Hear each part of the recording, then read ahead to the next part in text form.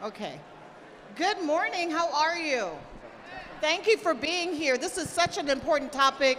My name is Lisa Gaucher, one of the newest Board of Supervisors. I cover District 4 and super excited for this job. Today I'm here to moderate the panel on the first 72 is on you, personal emergency preparedness. So why are the first 72 hours critical during a wildfire emergency? And how does preparedness look different for various community members? The first 72 hours after a disaster are often referred to as the golden hours because they are critical for saving lives and stabilizing the situation. During this time, first responders focus on assessing damage, prioritizing affected areas, and addressing immediate threats.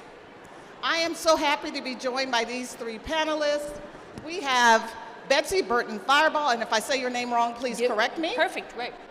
She is a CZEU fire survivor who built her home using fire-resistant materials after losing everything in 2020. Next, we have Chief David Pucci, Central County Fire Department Chief, Certified Emergency Manager, who has responded to over 30 disasters and wildfires throughout California. And finally, we have David Cosgrove, retired Division Fire Chief with 35 years in fire service and emergency management, specializing in community preparedness. Welcome to the stage. This is going to be a great conversation. I often say the first 72 are on you. You know, I spent some time in East Palo Alto on the city council. We've dealt with floods and other things, and preparing, we understand that individuals should be prepared after a disaster. Mm-hmm. So I'm going to start with you, Betsy. Could you build on your sharing from the previous panel? What were those first 72 hours like, and what would you want others to know about being prepared? Well, I guess there's a couple of things that I wanted to share with you. The first thing that for me that was important is you have to realize there's a disaster economy that happens after something like this.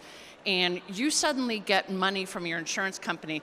What I found is the insurance company gives a lot of money first right away, and so you suddenly have a lot of money. It's not going to be enough to rebuild your house. It's just it's just the way it is. And then suddenly this disaster economy starts appearing. Hands start coming out and saying, give me $10,000 for this. Huh? You know, give me money for this. And it's really scary, and you don't know who to trust. I have no affiliation with the United Policyholders. I'm just a fan of theirs. If you talk to anyone while you're here, go talk to the people at United Policyholders. They have wonderful webinars, resources. It's a nonprofit. They're not looking for money from you. They're just a service. There's a lot, and so that was really important for us. Someone that we could go to that helped us work through all of these issues. Another important issue that I want to just remind people is, right now, the cost to rebuild a house in Santa Cruz County is $1,000 a square foot. That's not including permits, architects, studies, all the other things that you have, $800 to $1,000 a square foot. Chances are you're underinsured. You know, you can choose to go back to your insurance company. That's a good thing to do. You may not be able to go back to your insurance company, but you should know what that gap is going to be for you is a really important thing. And the last thing that I have to tell people is, if you ever experience anything like this, get mental health, right? Do it sooner rather than later. I waited 6 months to get some mental health and some health on PTSD and the rest of it.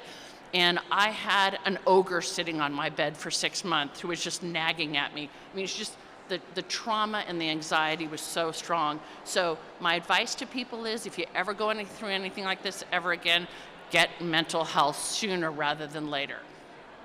Thank you. Thank you for that. I didn't live through like a CZU fire, but I remember when my house burned down, and as I got home, I didn't know what was going on at home. I knew there were a lot of fire trucks around my house, and I turned the corner to see smoke coming out of my door, and it was traumatizing to see that you lose everything. I felt like, why did I wear this dress? This isn't what I wanted to save. I mean, those things that go through your head. And then it was, how do I get back to work the next day to keep my life normal? And you can't help it. You're going to feel guilty. You're going to feel terrible. You're going to feel this. You're going to feel all those things. And, you know, it's a tough one. It's a tough one. Thank you for your sharing. And, you know, I'm sorry for what you had to go through. And no, thank you for your strength being here. I just want to remind everyone, we will be taking questions. So we have cards. If you have a question, please raise your hand. We can bring you a card, write your card down, write your question down, and we will take care of it. Okay? Thank you. Next, Chief Pucci. You've responded to over 30 disasters and wildfires throughout California since 2009. Given your experience leading disaster preparedness efforts, what are the most critical actions residents should take in the first 72 hours of a wildfire emergency? Well, thanks for the question. We're going to switch back and forth. Okay, I'll stick with this one for now. Okay, so it was touched on in the first presentation. The planning for that first 72 hours really begins now, and it's about having your go bags ready. It's about the P's of the things that you should be planning on bringing with you. It's people, pets, prescriptions, photographs, your phone list, and have all those items identified beforehand so that you're not rushing to do it. I'm going to re-emphasize when it comes to evacuations that you need to make that decision. Don't wait for a notification. It's going to take us time to respond to the scene, to figure out exactly where the fire is, which direction it's going, what is at risk, and all of that takes time away from your ability to load up your car and leave. So don't wait for us. Worst case scenario, if you leave and we catch the fire and put it out, you go right back to your home. Once you are evacuated, plan on being gone for at least 3 days. What happens is once a neighborhood is impacted, it's not only your home may be perfectly fine and the homes around you may be affected. And so as the fire department, before we can let that area be repopulated, we have to mitigate all of those hazards. There's going to be down power lines, there's going to be gas lines that are leaking, and there's a tremendous amount of work that needs to happen before you can go back in there safely. So you need to plan for that. And then to tag on to a comment made before about what happens in a neighborhood post-disaster, for lack of a better word, I'll use the word predatory, but there are some unscrupulous construction companies out there that will go in immediately after a fire and they will try to get you to sign a contract for the rebuild of your home. And that is not the time to do it. They know that you are vulnerable, that you've just been through a terrible incident, and they may not be the company that you want to work with. So don't commit to anything. You've got time to work with your insurance company, and certainly don't sign any paperwork. But remember to plan and have a family plan. The family planning is different for everybody. That's not something that we can do for you. It's something that we have guidance on our websites for, but you need to talk to your family and friends and be able to build your plan ahead of time. Chief, thank you. How many of you feel like you're prepared for the first 72? Raise your hand. So we have some people who have thought about it. Tell me, could you just emphasize a little bit more about what should be prepared? What are we putting in our bags, or what are we setting aside? I heard somebody also say that during the fire, what they did was just take their dirty clothes out of the dirty clothes hamper because they knew those clothes would fit. Also, would you recommend the fire device for your important documents? Are you talking about like a fire safe? Yes. So you can store important documents in a fire safe. It depends on the rating of the safe itself and whether it will survive. So when a structure fire catches, it would need to be a really good quality fire safe for those documents to be recoverable afterwards. A lot of times they singe, a lot of times water will get into the safe. So make sure it's a solid design. But ultimately, it comes down to the P's of what you need to bring with you. Make sure that you're getting your people out, your pets, and everything that you need to support your pets for a period of time. Photos, paperwork, and really in today's day and age, when it comes to paperwork, we're not just talking about physical documents, we're also talking about your laptop or your computer. If you don't save things to the cloud, think about what you would lose if you lost that computer. If it's a laptop, you can bring it with you. And then photos and those other important documents. And the more that you plan ahead of time, the quicker your reactions are going to be when you're under stress. So the other thing that I always recommend is that you practice your evacuation routes beforehand. There are communities that have emergency evacuation routes available to them, but you're not going to use them unless you've practiced. And you have to remember that you're going to be doing all of this under a tremendous amount of stress. As embers are flying by your house, it's not going to be a clear sky day. So you need to practice your evacuation routes and alternate routes ahead of time as well. There we go. So I had scanned in a bunch of documents and emailed them to myself. So I scanned in birth certificates, marriage certificates, passport photographs, plans to our old house, any of those documents I had scanned in and emailed to myself, so that at least, and I grabbed some of them, but at least I got them. With the passport image, a scanned image of your passport, I was able to get a new passport in a week. It wasn't like a big deal. So, anything you can do to have those documents someplace. By the way, our fire safe document box, melted. Wow. So, and I thought it was a good box, but it melted. Thank you. So you heard that if you have important documents, scan those documents and put them in a file so that you can have access to them afterwards. Thank you so much. Chief Pucci, we're coming back to you with this next question. Many of our residents live in apartments or may have limited resources for preparation. What specific advice would you give to these community members to ensure they're adequately prepared for the first 72 hours of an emergency? Okay. Nope. Just one, two. There you go. Thank you, Supervisor. Yeah, so if the rental insurance that most people avoid are really sometimes quite inexpensive. Especially you want to make sure you have coverage for if you have a family that you can stay in the same area. So displacement coverage, you want to have, plan on 3 to 6 months of if you work in that area and you want to rent in that same area, you need to have coverage for that area if your kids go to school in that area. So just continuance of your normal lifestyle.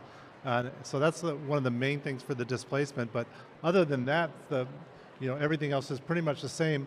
I just want to stress that you can't do it at the time of the fire. So all these booths and things here is things that people want to go through and take action, make little steps to get prepared, because if you work on it slowly, it's not a huge task, but many people don't have it until they need it, and then they realize that they don't. So just having the coverage you need, and again, making that plan. If you have an apartment that has an elevator, know where the stairway is, right? Know where the dangerous routes around your home are, where the vegetation is, where your safest routes to escape would be. And would you also recommend having a location to meet up? Like what's the advice in that area as well? So you want to have a meeting place, and everybody should know where it is. Hopefully everybody has their cell phone with contacts in it and can work to get reunification. But Mike, a little bit closer. Yeah, I've got a little closer. I can solve the sign language. So keep your meeting place known to your family, and sometimes you're in different locations, right? So it might not be the same place all the time, but contingencies. But definitely outside of the area, downhill from, if you live in a hilly area, you want to be downhill in a safe place without vegetation, and that would be your safest place to reunify. That is perfect. Anybody else want to add in? This would be a conversation and a dialogue. Let's all share. I want to jump in because I feel like I have so much. Yes. The last 5 years have been such an experience. But I do want to give people one piece of advice to keep in your mind, which is don't take no as an answer. When we were in the middle of our rebuild, I needed to get power on the property so I could get water on the property. In the city and the county planning department came back and said, you can't have a power permit until you have a house permit. I'm like, wait, I have to get water on my property, and you're telling me I can't do that. And so what I did is I contacted my supervisor, I contacted John Laird, I contacted my county people, and I sent a letter and said, wait, you guys said you were going to do whatever you could to help us out. Citing a 22-year-old policy isn't doing me any good. and they changed the policy. So, don't take no as an answer from people. Fight and keep advocating, and know that your supervisors and people like that are that's where you get them involved. Sorry, I'm giving you more work. You're giving great advice, so thank you. So make sure you're prepared and that you don't take no for an answer. And to build on the alert and warning also, if we have something that turns into a multi-day event, if in the beginning of the incident, your first warning from public safety may be a police car with a siren going off, driving up and down the street. If you hear that, it is already time to go. If you are further away from a fire and it turns into a multi-day event, we have a daily process that we go through where we start expanding the evacuation zones and the warning zones. So one day you may not get notified at all. The next day you may get a warning that will say the fire is progressing towards you, but that is part of a daily process that we go through. And so even though you get through day one, on day two you may get a warning.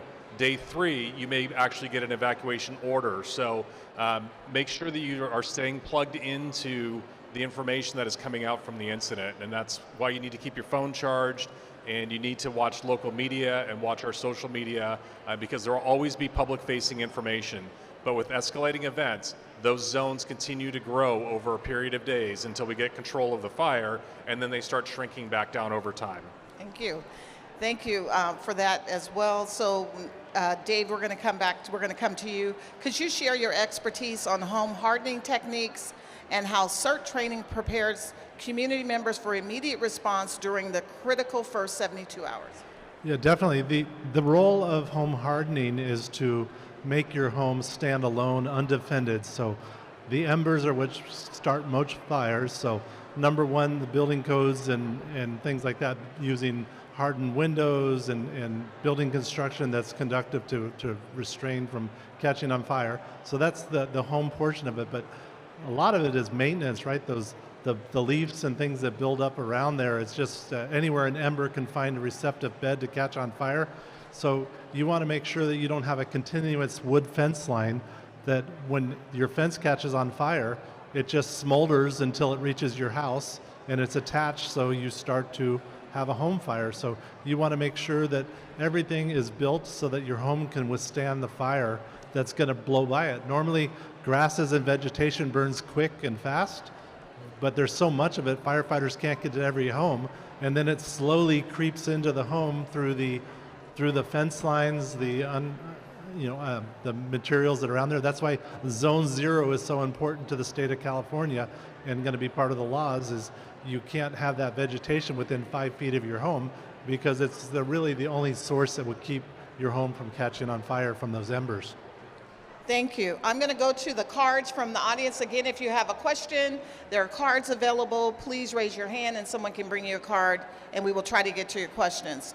First one, and this is for anyone, we have replacement value insurance. Is that sufficient?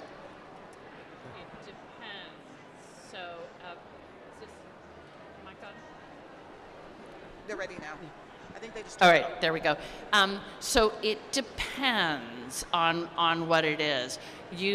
When it's replacement value, I feel like I know more about an insurance business than I've ever wanted to know my whole life. It depends on what caps or limits are on that, and in the case of replacement value, you're going to have to fight for everything along the way. So my suggestion is go back, figure out the square footage of your house, multiply it times $1,000, and plan on that. Here was the mistake I made. I thought my value of my property was what I should be insuring it for. And the reality is that's not the same thing.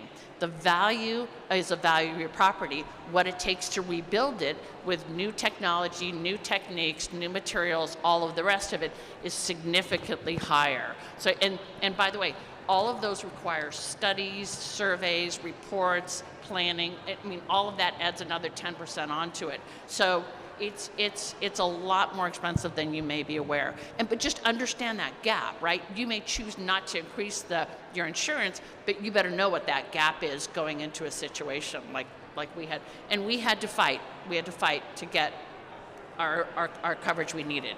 Thank you. Now we're in the lightning round. We're down to 5 minutes. So quickly on these last questions, can someone speak to safety preparedness for the most vulnerable population, children, folks with mobility issues, also include medications for go bags? Who'd like to take that question? So the more complex your evacuation plan, the more complex your planning has to be, right? If you have mobility issues, that's where you really need to be on those red flag days when they say there's fire weather. Maybe those are the days you have things pre-packed into your car.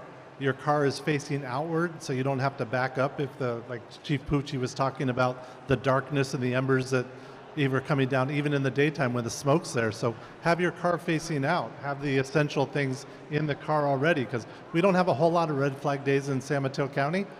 But when they're there, we know about them in advance because we can predict those type of weathers. We don't know when there'll be a start. So the more complex your mobility issues, whether you need medications with pets, if you're going to evacuate, the first thing you want to do is get your pets in the pen, because if you're panicked, they're panicked, and when it comes time to leave, you're not going to be able to get them into that kennel or that crate. Thank you. Next question, the increase in temperature, drought, and dryness makes Zone 0 so important in WUI, but Portola Valley residents are resistant to implementing it. How do we get more homeowners on board taking action? What are the fire chiefs doing? So the Zone 0 is going to be something that is going to be part of public education going forward. The state has released their new fire hazard maps, and if you are residing in the very high fire severity zone, there are going to be new requirements, including Zone 0. So that will be something that will be, ideally from the fire department's point of view, an educational process where we inform the community, but there will be some enforcement that goes with it under the new rules with the new fire maps. So Zone 0 is something that's very critical to control the fuels. Thank you. Final question, and I'm going to look to the staff. Can we address these questions or answer them online if we don't get to all of them today? Okay, so that'll be the plan. No power, no cell phone, Edgewood fire. How do we keep charged phones if there's no power and if the cell towers burn like in Edgewood fire? So on the Edgewood fire, there was an immediate loss of power. So that's why on weather days, that was a day that was over 100 degrees. We did not have red flag conditions because we didn't have the winds present, but that comes with your planning and preparedness, is making sure that you're keeping your phones charged. It is possible that you lose power and also cell sites, because sometimes cell sites are impacted. And so you have to go low data mode, basically, and sometimes a text message will work and when you cannot make a phone call, but you might also have to go to a different area that you ping a different cell tower to get your message out. Thank you. And to add on to that, this adds on to your planning, right? You need to plan on technology failing. So having that tool in your toolbox to recognize this is fire weather, this is a hot day, I smell smoke, I hear sirens, that should tell you need to go. And then when the power goes out and you have no cell coverage, that's when you need to leave early and tell you those things. So it's up to each individual for that self-awareness and to knowing you're in danger. All right, this is the last question, and everybody will get a chance if we could answer it in 30 seconds.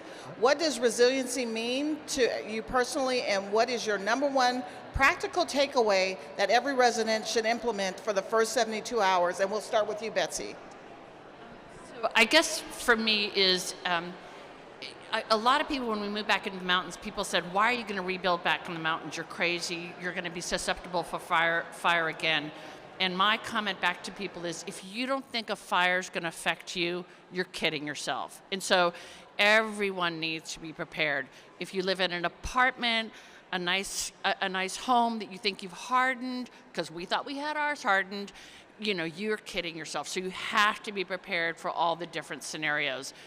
Leaving in the middle of the night, leaving in a situation that the fire's at your front door, you really have to be prepared. So you're here, so you're thinking about this. But if you can encourage your neighbors, that's really important. This clock right here is giving me anxiety. Now we're going to go to Dave, if you can answer that question as well. Yeah, absolutely, and I'll keep it quick. Is to when that happens, when you need to evacuate, is to not say, what do I do? But to say, I have a plan for this and move forward. So as long as you've practiced a plan that you've made, when it hits you, you're ready to go and you can step forward. You're not paralyzed. Thank you. Chief. Plan for the worst case scenario. Use your imagination of all the possibilities. Practice it. And then on the day of, you will get through it because you've planned and practiced. Please help me in just thanking this panel for this great conversation. Thank you so much.